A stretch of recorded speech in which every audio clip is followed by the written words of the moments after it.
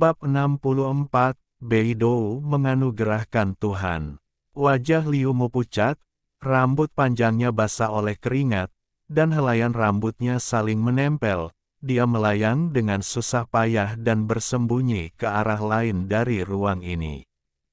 Xiao Chen sangat kesakitan saat ini, dan tubuhnya tampak hancur, namun, di ruang yang didominasi oleh Liu Mu, dia tidak dapat menemukan cara untuk melarikan diri untuk saat ini.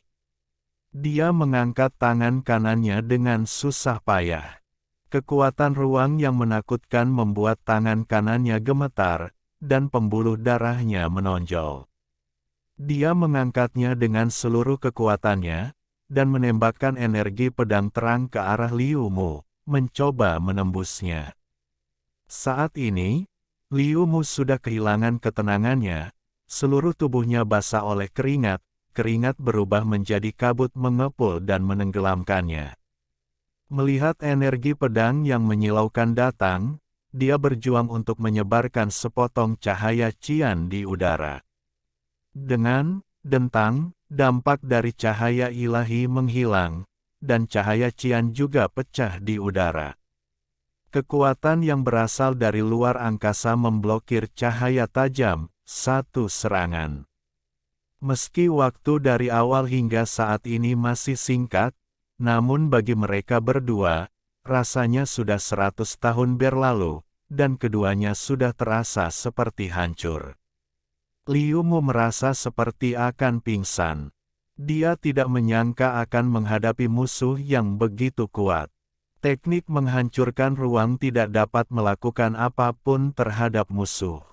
Akhirnya, dia mengertakkan gigi dan menggunakan tangannya untuk menggambar lintasan yang rumit dan tidak dapat diprediksi, dan serangkaian cahaya Dewa Qian keluar melalui rambut, terkondensasi menjadi sinar cahaya terang seperti pedang surgawi, dan berputar ke arah Xiao Chen.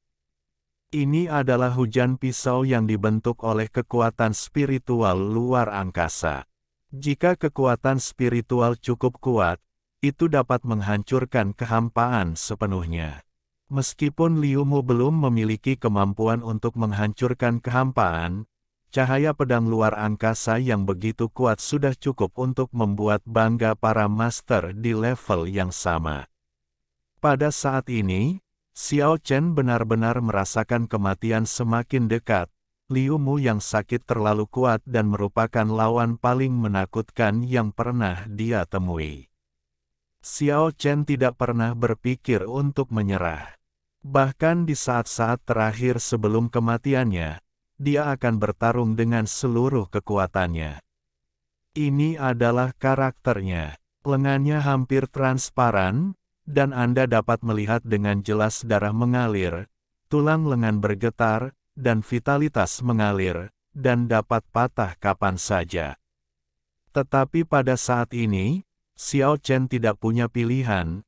Dia meningkatkan kekuatan transformasi tingkat kelima hingga batasnya, dan tangannya benar-benar menerobos batasan kekuatan luar angkasa. Meskipun tubuhnya kemungkinan besar akan runtuh, Xiao Chen masih melambaikan tangannya tanpa ragu-ragu, menembakkan segel misterius satu demi satu. Cahaya bintang yang cemerlang muncul di ruang ini, dan 7 bintang paling cemerlang muncul di depan Xiao Chen. Biduk berputar cepat untuk melindunginya, membentuk tirai cahaya yang cemerlang. Seluruh ruangan mempesona. Xiao Chen cukup bersemangat. Dia menamai layar cahaya 7 bintang Beidou ini, Beijing Shen. Sulit untuk berhasil memainkannya di hari-hari biasa. Dalam situasi hidup dan mati ini, potensinya terstimulasi sepenuhnya, dan dia benar-benar berhasil memainkannya. Gaya Dewa Beidou menjadi ini. Cahaya pedang luar angkasa yang dipadatkan oleh kekuatan spiritual dikatakan dapat menghancurkan semua rintangan setelah mencapai level tertentu. Ketika mencapai level tertinggi, bahkan dewa pun tidak dapat menghentikannya. Meskipun Liu Mu tidak memiliki tingkat kultivasi seperti itu, hujan pisau yang mengerikan sudah cukup mengejutkan. Suara Cici yang menerobos udara sama menakjubkannya dengan suara kematian yang mengerikan. Namun, sesuatu yang menakjubkan terjadi. Setelah hujan lebat pisau menghantam, tirai cahaya Fengshen, rasanya seperti semua sungai kembali ke laut, dan semuanya menyatu menjadi tirai cahaya yang menyilaukan. Cahaya menyilaukan di depan Xiao Chen seperti 10 hari bersinar di langit pada saat yang sama, sehingga mustahil untuk membuka mata. Hujan pisau yang dipadatkan oleh kekuatan spiritual luar angkasa berubah menjadi kekuatan spiritual murni di sendok biduk, dan kemudian benar-benar mengalir ke pegangan biduk. Xiao Chen terus menggerakkan tangannya, dan lintasan misterius itu sepertinya merobek kehampaan. Peta bintang Beidou menjadi sangat kabur, dan kemudian gelombang energi yang menakutkan meletus dalam sekejap, menyatu dengan kekuatan spiritual luar angkasa sebelumnya, dan ditembakkan dari salah satu ujung gagang sendok. Kekuatan Xiao Chen sendiri dan kekuatan Liu Mu sepertinya ditumpangkan. Seperti pedang surgawi yang tidak bisa dihancurkan, seberkas cahaya terang menyapu telinga Liu Mu, dan kemudian menghantam dinding cahaya di belakangnya dengan keras. Di tengah suara, gemuruh yang keras, ruang aneh seluas lebih dari 100 meter persegi runtuh dan menghilang.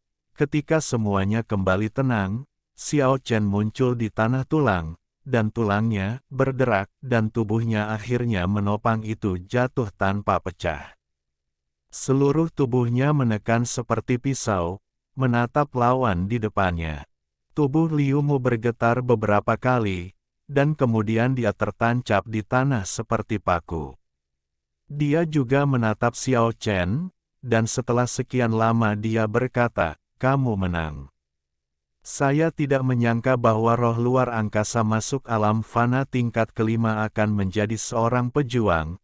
Dia sebenarnya kalah dari seorang pejuang dari alam fana tingkat kelima. Namun, dia tidak terlihat tertekan dan berkata, "Sebenarnya, kekuatanku tidak kalah dengan milikmu." Apakah spiritualis luar angkasa itu istimewa? Xiao Chen merasa bahwa Liu Mu, yang sedikit sakit, terlalu sombong. Liu Mu tersenyum pahit, bagaimanapun juga dia telah kalah, dan dia menertawakan dirinya sendiri. Saya akui bahwa saya kalah dari Anda, tetapi Anda tidak perlu mengejek saya. Spiritualis luar angkasa dikenal sebagai tak terkalahkan di antara para kultivator pada level yang sama, dan merupakan raja di antara para kultivator pada level yang sama. Anda dan saya sama-sama berada di alam fana tingkat kelima, tetapi hari ini saya kalah dari Anda, yang benar-benar membuat saya malu. Saya tidak menyindir, saya belum pernah mendengarnya sebelumnya. Spiritualis luar angkasa adalah raja di antara para kultivator dengan level yang sama. Karena saya berasal dari dunia manusia. Xiao Chen telah melihat bahwa Liu Mu tidak sebal karena dikalahkan dan tidak menganggapnya sebagai musuh, jadi Xiao Chen perlahan-lahan menjadi santai. Jika tidak perlu, siapa yang mau membuat musuh? Kamu sebenarnya berasal dari dunia manusia. Setelah percakapan sederhana, Xiao Chen akhirnya mengerti apa artinya menjadi spiritualis luar angkasa. Dia memang raja di antara para kultivator, sangat langka seperti burung phoenix. Namun, dia mengalahkan prajurit roh luar angkasa yang dikatakan tak terkalahkan di level yang sama hari ini, dan dia penuh percaya diri. Legenda itu bisa dipatahkan. Pada saat yang sama, Liu Mu juga mengetahui dari Xiao Chen apa yang terjadi baru-baru ini di luar pulau. Dia memasuki kedalaman Pulau Naga sejak awal, sejak Pulau Naga disegel, dia telah berlatih di dekat monumen suci. Aliansi, pembatasan, Cepat atau lambat akan terjadi pertempuran berdarah. Kebanyakan orang di Pulau Naga mungkin tidak akan selamat. Karena saudara Liu sudah menebaknya, bagaimana kalau kita menjaga satu sama lain di masa depan?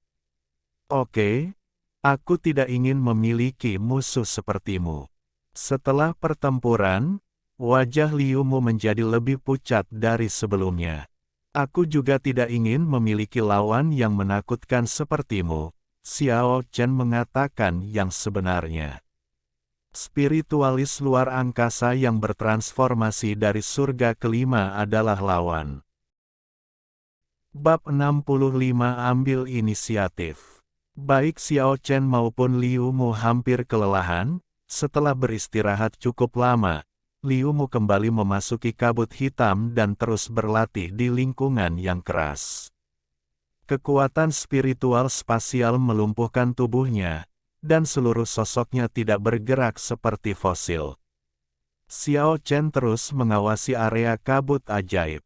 Pertarungan tadi berlangsung cepat dan singkat, dilakukan di ruang tertutup, tidak mengganggu ketiga skeleton dan Keke. Di kejauhan, Raja Qin Guang, Raja Yama, dan Raja Samsara tidak pernah mengikuti.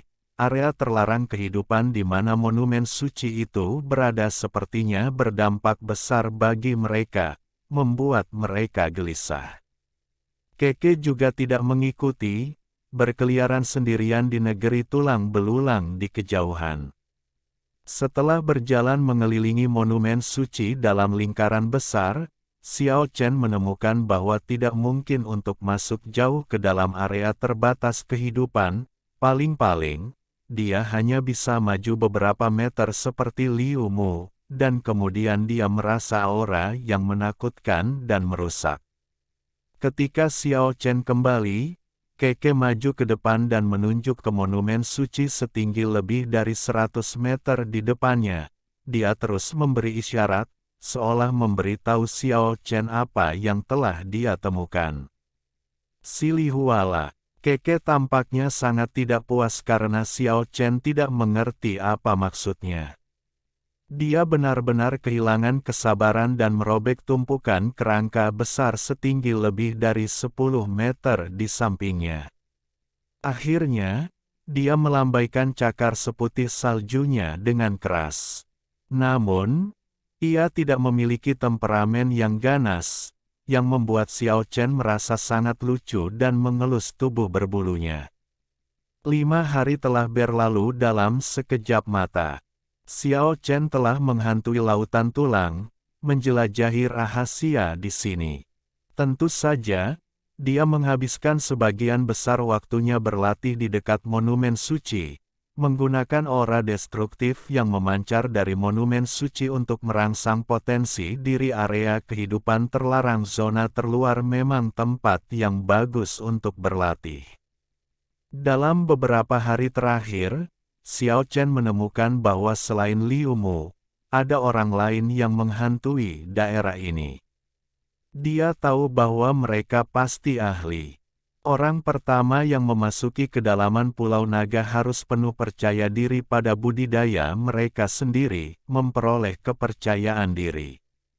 Keke tidak terlalu mengikuti Xiao Chen, hanya penuh rasa ingin tahu tentang segala hal baru. Beberapa hari terakhir ini ia terus berkeliaran di sekitar monumen sambil terus-menerus berkata, mengoceh, seolah berbicara pada dirinya sendiri. Xiao Chen melepaskannya, binatang kecil yang aneh ini pasti tidak bisa ditundukkan dengan paksa. Ketiga kerangka itu sepertinya enggan mendekati tubuh suci, atau bahkan berada di lautan tulang ini. Mereka memilih berlatih di hutan mati sebelah tanah Bon. Tanda teratai di dahi mereka menjadi semakin cemerlang, dan terlihat jelas bahwa tingkat kultivasi mereka telah meningkat, ada tanda-tanda terobosan. Pada hari ke-8, beberapa sosok tiba-tiba muncul di lautan tulang, dan lebih dari selusin pembudidaya muncul di hutan yang dalam dan sunyi, membuat area mati yang biasanya sangat sunyi ini menjadi sedikit lebih hidup. Orang-orang dari luar pulau sebenarnya telah tiba. Di pegunungan dan hutan yang jaraknya puluhan mil dari sini, semakin banyak orang bermunculan, dan banyak orang yang membangun rumah kayu di berbagai gunung dan hutan yang cocok untuk bercocok tanam. Orang-orang di pinggiran pulau sebenarnya bermigrasi secara massal dan memasuki kedalaman Pulau Naga. Faktanya, hal ini juga sangat jelas terlihat, karena semua orang terjebak di Pulau Naga, yang berarti mereka akan tinggal di pulau itu dalam waktu yang lama. Namun, binatang buas merajalela di pulau tersebut, dan keamanan hanya dapat terjamin jika banyak pembudidaya berkumpul dan tinggal di wilayah yang sama. Pulau Naga memiliki wilayah yang sangat luas, dan cepat. Lambat mereka harus menjelajahi semua wilayah, dan mereka tidak bisa hanya membatasi diri pada pinggiran pulau saja. Kali ini, berbaris menuju area tengah Pulau Naga merupakan langkah besar bagi semua orang. Kedepannya mereka akan menjelajahi seluruh area secara bertahap. Tentu saja, tidak mungkin semua praktisi mengikuti kerumunan, dan banyak yang dibiarkan begitu saja. Ratusan orang hidup tersebar di puluhan gunung, dan masing-masing aliansi dipisahkan oleh jarak tertentu. Kawasan ini dekat dengan hutan mati dan puluhan mil jauhnya dari lautan tulang. Ketika Xiao Chen muncul, langsung menarik perhatian banyak pihak. Setelah perang terakhir, banyak aliansi yang mengetahui bahwa dia kuat dan merupakan pedang tajam yang tidak mudah untuk dipusingkan. Xiao Chen menemukan bahwa para pembudidaya yang dia temui memiliki pandangan aneh di mata mereka ketika mereka melihatnya. Kemudian, dia mengetahui dari seorang pendiri aliansi yang ingin memenangkan hati bahwa aliansi abadi yang dipimpin oleh Yan Qingcheng telah mengumumkan bahwa mereka akan bergabung dengan dia meluncurkan pengejaran interaktif hidup dan mati selama sebulan. Dan setelah menghilang berhari-hari, dia justru datang ke sini dengan arogansi seperti itu. Bagaimana tidak mengherankan. Berita ini mengejutkan Xiao Chen.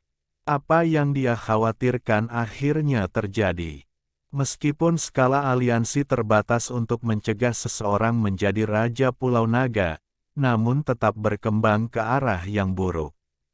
Meskipun aliansi tersebut tampaknya memiliki banyak batasan di permukaan, selama aliansi tersebut cukup kuat, aliansi tersebut masih dapat mengontrol semuanya secara diam-diam. Artinya, pada tahap awal pemberlakuan berbagai peraturan, tidak ada yang berani memimpin. Begitu tanda-tanda seperti itu muncul sekarang, maka di masa depan tidak bisa dihindari, dan semuanya bisa saja dimanipulasi. Inilah sebabnya Xiao Chen memilih mundur segera setelah pertempuran. Dia telah mengantisipasi situasi ini. Dia sudah berspekulasi bahwa berbagai pembatasan sebelumnya hanya berlaku sementara, dan cepat atau lambat akan dihancurkan oleh berbagai kekuatan di belakang layar. Pulau Naga akan sangat kejam di masa depan.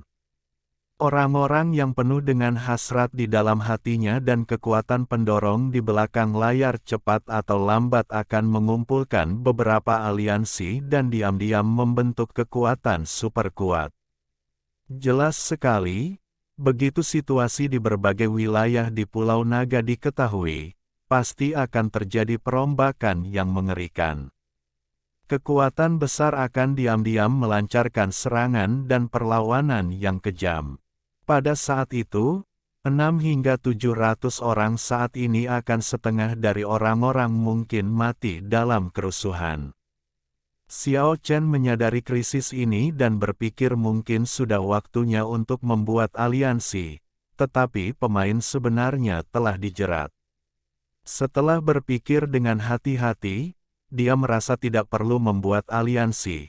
Selama dia mengikat beberapa master seperti Liu Mu dan menjaga satu sama lain, itu lebih baik daripada membuat aliansi.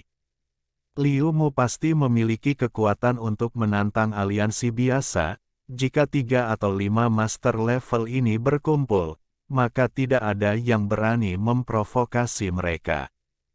Penampilan Xiao Chen menarik banyak perhatian, tetapi untuk menghindari masalah yang tidak perlu, dia dengan cepat menghilang di depan semua orang, dan butuh waktu lama untuk menemukan lokasi aliansi Bodhidharma Yi Zhen dan Yi Qi. Dua biksu dengan temperamen luar biasa sedang menikmati makan siang. Tidak ada keraguan bahwa mereka makan ikan besar dan daging, yang benar-benar tidak sesuai dengan temperamen dunia lain mereka. Xiao Chen tidak bisa menahan tawa setiap kali melihat mereka. Pengunjung langka, ayo kita makan cepat bersama. Kedua biksu itu sangat antusias. Xiao Chen tidak bisa berkata-kata. Dengan pesta daging yang mewah di depan mereka, mereka berani menyebutnya sebagai makanan vegetarian. Kedua biksu ini benar-benar memiliki pikiran yang riang. Makan siang bersama Mi. Reka, Xiao Chen belajar banyak informasi dari kedua biksu itu. Yan Qingcheng benar-benar memimpin orang-orang untuk mengejar jejaknya, tetapi sepertinya dia mengejar arah yang salah. Dia tidak mengikuti kedalaman Long Island dan masuk setengah jalan, di pegunungan primitif. Biksu Yi Qi berspekulasi bahwa Yan Qingcheng dan yang lainnya mungkin telah menemukan Raja Naga Paruh Muda dan ingin menangkapnya. Meskipun tidak mungkin lagi meninggalkan Pulau Naga, jika Raja Naga pendamping ditaklukkan, setelah ia sepenuhnya berubah di masa depan, aliansi manakah di Pulau Naga yang berani bersaing dengannya? Jika naga leluhur tidak keluar, Raja Naga Paruh Hidup akan menjadi raja yang sangat menakutkan dan tak terkalahkan. Setelah menikmati makanan permainan, Xiao Chen mengambil secangkir bambu berisi jus kelapa dan bertanya kepada Biksu Yi Zhen, aliansi dewa tidak akan keluar dengan kekuatan penuh, kan? Kamu tidak mau. Biksu Yi Zhen dengan cepat menebak apa yang ingin dilakukan Xiao Chen. Karena mereka telah mengambil tindakan terhadap saya, mengapa saya harus bersikap sopan? Ren telah terluka parah oleh saya. Bukankah dia akan mengikuti Yan Qingcheng? Saya ingin mengambil sisa pasukan mereka. Bab 66 tak terhentikan. Yi Zhen dan Yi Qi saling memandang. Xiao Chen sangat pemberani, dan mereka sangat mengagumi karakternya. Biksu Yi Zhen berpikir sejenak dan berkata, termasuk Ren, sepertinya ada 3 orang dari aliansi mayat hidup yang belum dikirim. Tapi Anda harus berhati-hati. Aliansi Pantom dan aliansi Pisau Terbang, yang berteman dengan mereka, semuanya ditempatkan di dekat aliansi mayat hidup. Setelah penyelidikan mendetail, Xiao Chen mengetahui bahwa aliansi Pantom diciptakan oleh seorang pejuang spiritual bernama Kai Luo.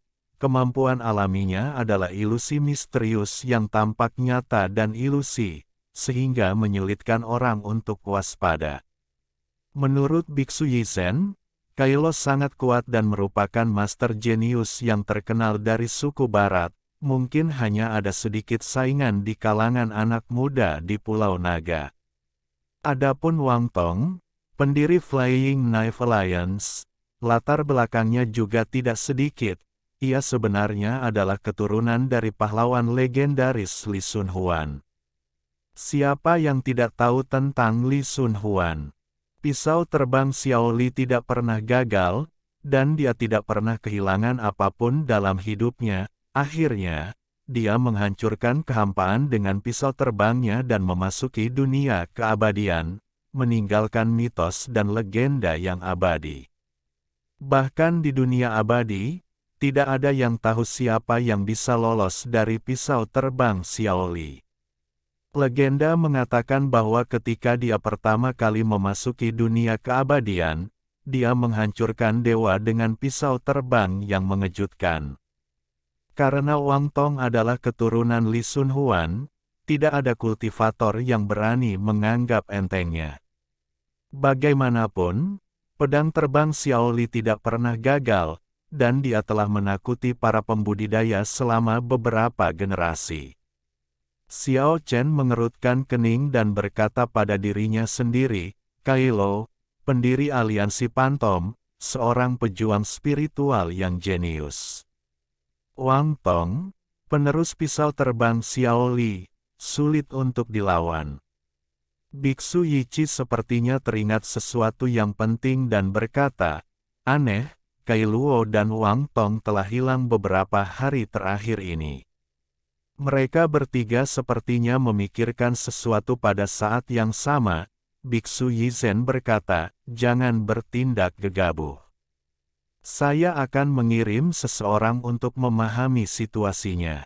2 jam kemudian, Biksu Yizhen menerima kabar bahwa Kailuo, sang guru jiwa, dan Wang Tong, penerus Xiao Li Feidao, memang telah menghilang selama beberapa hari. Hei, aku khawatir mereka bersama Yan Qingcheng. Xiao Chen mencibir dan berkata, mereka sangat menghargaiku. Jangan bertindak gegabah. Saya akan mengirim seseorang untuk mempelajari lebih lanjut tentang situasinya. Biksu Yizhen sekali lagi meminta orang-orang dari aliansi Bodhidharma untuk menyelidikinya. Baru pada malam hari mereka mendapat kabar pasti, seseorang melihat Kailuo dan Wang Tong memimpin beberapa orang ke pegunungan primitif bersama aliansi mayat hidup. Kamu benar-benar ingin bergabung untuk menyingkirkanku. Xiao Chen berdiri di depan jendela rumah kayu, memandangi sisa-sisa matahari terbenam, dan berkata, dalam hal ini, aku tidak perlu melakukannya. Bersikaplah sopan. Bukankah mereka semua pergi bersama? Aku akan mengirim pasukan mereka yang tersisa sejumlah besar. Jangan gegabah. Mungkin Kailuo dan Wang Tong pergi menemani Raja Naga. Jika kamu bertindak gegabah, kamu bisa menjadi musuh besar, saran Yizhen. Aku tahu apa yang harus kulakukan. Aliansi mayat hidup pasti akan bertempur.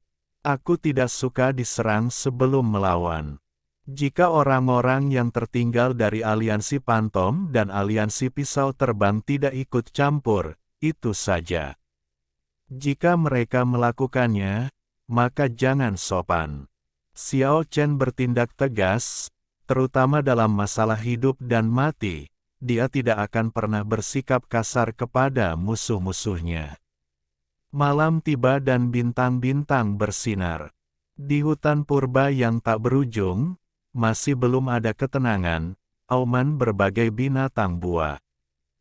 Es terdengar silih berganti di pegunungan dan hutan, bahkan ada binatang buas berukuran besar tak dikenal, berlari liar seperti gunung berguncang, berburu makanan dengan kejam, dan menggelar serangkaian acara, adegan berdarah.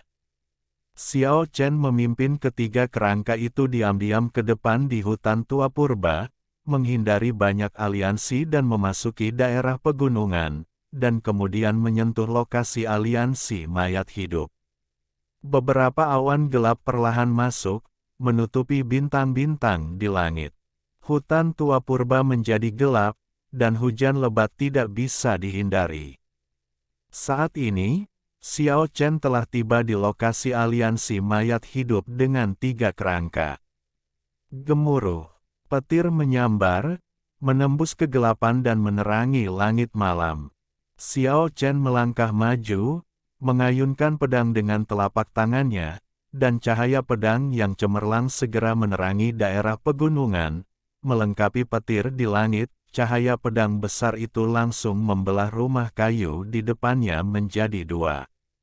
Wei Hao. 2 sosok bergegas keluar. Xiao Chen menatap mereka dengan dingin, tetapi tidak menemukan sosok Ren. Dia melangkah ke sekitar untuk mencari, dan menyerahkannya kepada 3 kerangka yang akan memasuki alam fana tingkat ketiga. Itu kamu? Ini. Kedua anggota aliansi abadi merasa panik. Mereka tidak menyangka bintang jahat itu datang untuk membunuh mereka. Mereka berteriak ketakutan, berharap orang-orang dari aliansi Phantom dan Terbang Knife Alliance akan mengambil tindakan. Teriakan itu mengingatkan aliansi terdekat, dan banyak orang berdiri menonton dari kejauhan, di antara orang-orang yang ditinggalkan oleh aliansi Phantom dan aliansi Pisau Terbang. Beberapa sosok dengan cepat bergegas mendekat. Ah, jeritan itu terdengar sangat jauh di malam yang gelap, dan meskipun ada guntur dari waktu ke waktu, hal itu tidak dapat ditutup-tutupi. Raja Qin Guang, Raja Yama, dan Raja Samsara semuanya dekat dengan surga ketiga dari alam fana. Mereka menyerang dan membunuh dua anggota aliansi abadi yang berada di surga kedua dari alam fana.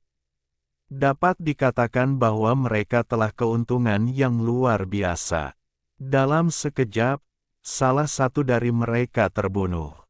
Hidup terkoyak, gemuruh, petir menari-nari dengan liar, dan lampu listrik membuat ketiga kerangka itu menjadi sangat pucat. Banyak orang yang menonton dari kejauhan dapat dengan jelas melihat sosok mereka. Kerangka pucat dan jeritannya sungguh menakutkan. Petir menyambar dan hujan deras turun. Ketika anggota aliansi Phantom dan aliansi mayat hidup menyerbu, hujan lebat tidak bisa menyembunyikan bau darah yang menyengat. Di bawah cahaya petir yang menari dengan liar, dua mayat yang robek terlihat tergeletak di atas tiga mayat lainnya. Kaki kerangka seputih salju, darah dan hujan menyatu, mewarnai tanah menjadi merah. Tidak jauh dari sana, ada sosok iblis yang tinggi dan lurus dengan punggung menghadap mereka. Xiao Chenhuo berbalik dan berkata dengan sangat acuh tak acuh, "Kalian berdua aliansi ingin menyingkirkanku." Tangan kanannya seperti pisau, dan dia mengayunkannya ke depan. Cahaya pisau yang terang sepertinya terhubung dengan kilat di dalam langit, dalam cahaya yang menyilaukan, seluruh hutan pegunungan bergetar. Xiao Chen seperti dewa kematian. Ah, ah. Jeritan terus berdering, transformasi tingkat kelima ke alam fana tidak dapat dihentikan, tidak dapat dihentikan. Di malam hujan yang gelap, di tengah gemuruh petir dan hujan lebat, tubuh Xiao Chen yang tinggi dan lurus terpatri dalam benak semua penonton di kejauhan. Ini adalah pembantaian sepihak. Setelah itu, Xiao Chen melangkah menuju Phantom Alliance. Cahaya pedang yang menakutkan menembus guntur dan kilat di langit, dan Xiao Chen seperti iblis di malam hujan. Cahaya pedang itu sangat cemerlang, dan kemanapun ia melewatinya, gunung dan hutan runtuh, rumah kayu runtuh, dan darah berceceran. Kemudian, dia berjalan menuju aliansi pisau terbang lagi, masih dipenuhi dengan niat membunuh dan cahaya berdarah meledak. Di malam hujan yang gelap, bau darah yang menyengat sulit dihilangkan meski diguyur hujan. Pegunungan berlumuran darah dan tercium dari jarak jauh. Ada banyak aliansi di dekatnya, dan banyak orang yang menonton. Ketika petir menyambar dengan liar, bayangan menakutkan yang muncul meninggalkan bekas yang tak terhapuskan di hati mereka. Di malam hujan ini, aliansi abadi, aliansi Phantom, dan aliansi pisau terbang dimusnahkan.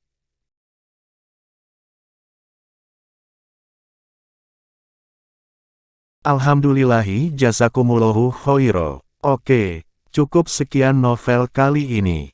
Mungkin ada kata-kata yang kurang pas, saya minta maaf yang sebesar-besarnya.